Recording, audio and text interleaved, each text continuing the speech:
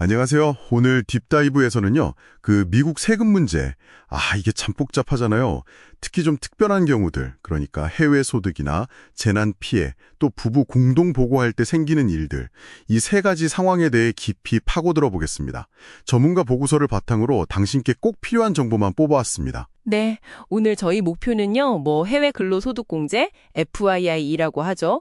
또 해외 납부 세액공제, FTC, 그리고 재손실공제나 그 피해 배우자 구제 같은 제도들을 그냥 아는 걸 넘어서요, 당신 상황에 딱 맞춰서 어떻게 하면 가장 유리하게 써먹을 수 있을까? 그 전략을 찾아보는 겁니다. 괜한 세금 부담 좀 덜고 또 어려운 상황 이겨내는데 진짜 도움이 될 만한 팁들 오늘 확실히 얻어가실 수 있게 해보겠습니다. 그렇죠. 미국 시민권자나 영주권자는 전 세계 어디서 벌든 미국에 세금 보고를 해야 하니까요. 이게 해외에서 세금 냈는데 미국에서 또 내야 하나? 이런 이중과세 걱정이 생길 수밖에 없죠. 이거 피하려면 어떤 방법들이 있나요? 네, 대표적으로 두 가지가 있어요. 첫 번째는 해외 근로소득공제, 그러니까 FIIE, 양식 2555 쓰는 건데요. 이게 특정 거주 요건, 진정 거주자 테스트나 실제 체류 테스트 같은 걸 만족하면요.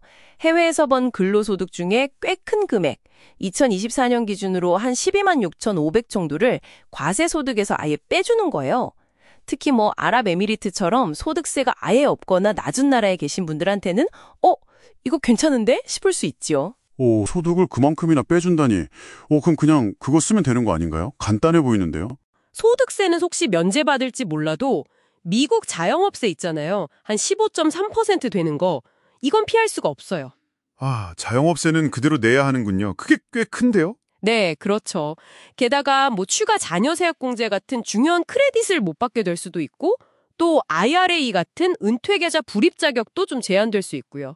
그리고 스태킹 룰이라는 것 때문에 공제하고 남은 소득에 생각보다 높은 세율이 붙을 수도 있어요.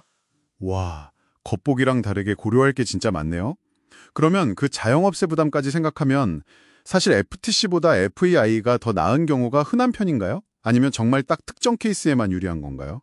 바로 그 점 때문에 두 번째 옵션, 해외 납부세액 공제, 즉 FTC, 양식 116, 이게 중요해지는 겁니다. 이건 좀 다른데요. 해외 정부에 낸 소득세를 미국 세금에서 그냥 1달러 대 1달러로 직접 빼주는 거예요. 세액 공제인 거죠. 소득 자체를 줄이는 FEI랑은 개념이 달라요.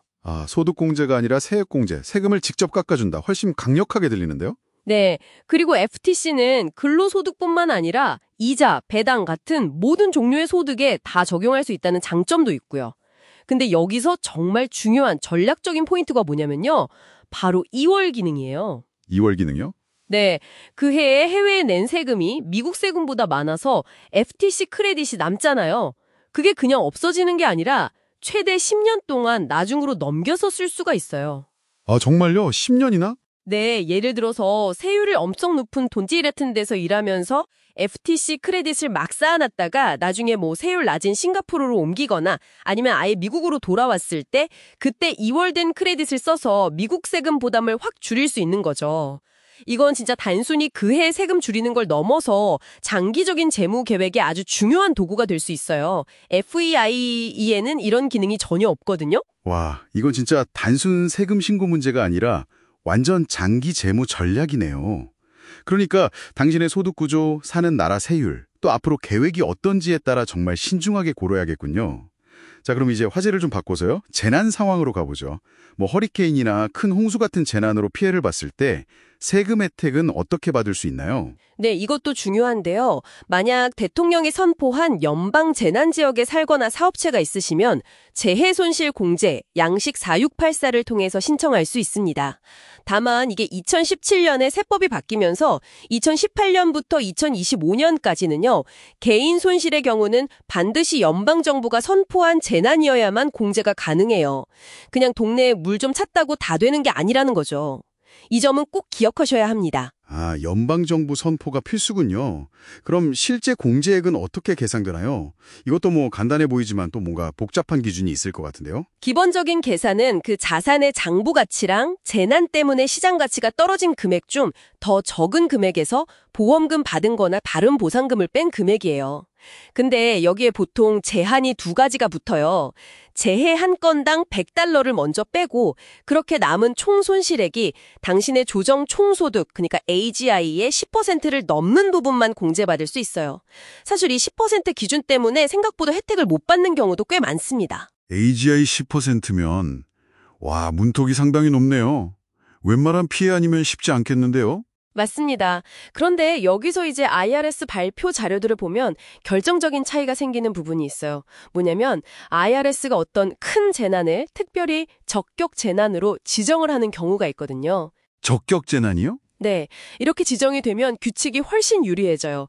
건당 빼는 금액이 $1,000에서 $500로 늘어나는 건 뭐 그렇다 치고 가장 중요한 건 AGI 10% 기준이 아예 없어져요. 네, 그 기준이 없어진다고요? 네, 완전히 면제됩니다. 그러니까 표준공제를 받는 분들도 이 재해 손실 공제를 추가로 받을 수 있게 되는 거고요. 그래서 당신이 겪은 재난이 혹시 이 적격 재난에 해당하는지 뭐 피마 재난번호 같은 걸로 꼭 확인해 보셔야 해요. 세금 혜택 규모가 정말 하늘과 땅 차이가 될 수 있습니다. 와, AGI 기준 면제라니 이건 정말 엄청난 차이네요. 꼭 확인해야겠어요. 그리고 시점 선택도 중요하다고 들었는데요. 아, 네, 맞아요. 이것도 꽤 유용한 팁인데요. 재난이 일어난 그 해에 손실공제를 신청해도 되고요. 아니면 선택적으로 바로 그 직전 연도 세금 보고서를 수정해서 공제를 받을 수도 있어요. 전년도 보고서를 수정하면 아무래도 환급을 더 빨리 받을 수 있겠죠. 당장 복구 자금이 필요할 때 정말 큰 도움이 될 수 있습니다. 그렇군요. 빨리 환급받는 것도 중요하니까요. 자, 그럼 마지막 주제로 넘어가 보겠습니다. 부부가 같이 세금 보고를 했어요. 그런데 배우자 한 명한테 과거에 해결 못한 빚이 있는 거예요. 예를 들어 뭐 옛날 세금 체납액이라든지 학자금 대출 같은 거요. 그래서 우리 부부 공동 세금 환급금 전체가 압류될 위기에 처했다. 이럴 때 내 몫의 환급금이라도 지킬 방법이 있을까요? 네, 있습니다. 바로 피해 배우자 구제라는 제도인데요.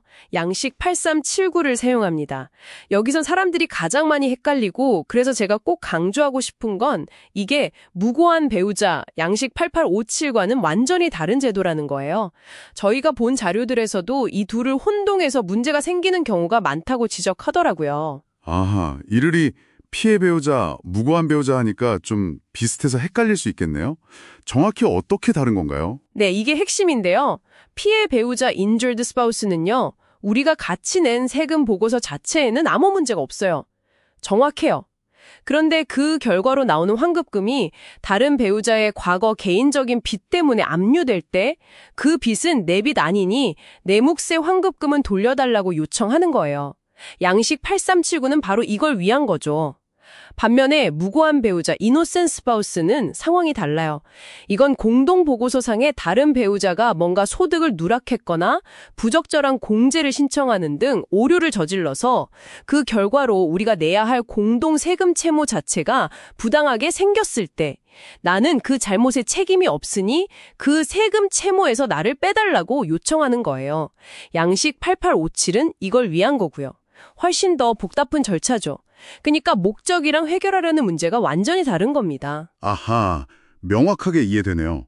하나는 환급금 지키기, 다른 하나는 세금 채무 자체에서 벗어나기. 그럼 피해 배우자 구제는 어떻게 신청하면 가장 좋을까요? 가장 좋은 건요. 공동 세금 보고서, 그러니까 Form 1040를 제출하실 때 양식 8379를 아예 같이 첨부해서 내는 거예요. 보고서 왼쪽 맨 위에 injured spouse라고 딱 적어주시면 IRS에서 처리하기도 편하고요. 그럼 IRS가 이 양식을 보고 소득이나 공제, 원천 징수액 같은 걸 각 배우자에게 나눠서 당신이 받아야 할 정당한 환급액 지분이 얼마인지 계산해서 그 부분은 돌려주게 됩니다. 다만 그 공동재산주 (community property state) 이라고 불리는 주들에 사시는 경우는 주 법에 따라서 이 배분 방식이 조금 달라질 수 있으니까 그 점은 좀 유의하셔야 하고요. 네, 오늘 정말 실질적이면서도 좀 파고들어야 알 수 있는 중요한 정보들을 많이 다뤘네요. 해외 소득공제는 단순히 FII냐, FTC냐가 아니라 특히 FTC의 2월 기능을 활용한 장기적인 전략적 접근이 중요하다는 점, 재난구호는 적격 재난에 해당하는지 여부가 세금 혜택의 크기를 가를 수 있다는 점, 그리고 배우자 구제는 피해 배우자와 무고한 배우자를 절대 혼동하면 안 된다는 점, 결국 당신의 상황에 맞는 제도를 정확히 알고 필요한 서류를 잘 챙기는 게 핵심이겠네요. 맞습니다. 미국 세법이 참 복잡하게 느껴지지만 사실 오늘 살펴본 이런 특별 조항들은 어떻게 보면 납세자의 개별적인 어려움이나 특수한 상황을 좀 고려해 주려는 노력의 일부라고 볼 수도 있거든요. 그러니까 이런 제도가 있다는 걸 알고 필요할 때 적극적으로 활용하는 자세가 중요하죠. 네. 마지막으로 당신에게 한번 이런 질문을 던져보고 싶습니다. 오늘 우리가 살펴본 FIE, FTC, 재난공제, 배우자구제 같은 구체적인 세금 혜택들을 넘어서요. 이런 복잡한 규정들 뒤에 숨어있는 그 의도 있잖아요. 예를 들어 이중과세를 막아주겠다거나 재난 피해자를 지원하겠다거나 또 환급금은 공정하게 나눠주겠다거나 하는 그런 목적들. 이런 규정의 취지를 이해하는 것이 당신의 전반적인 세금 계획이나 재정적인 의사결정을 할 때 어떤 좀 세운 관점이나 깊이를 더해줄 수 있을까요? 한번 조용히 곱씹어 볼 만한 질문이 아닐까 싶습니다.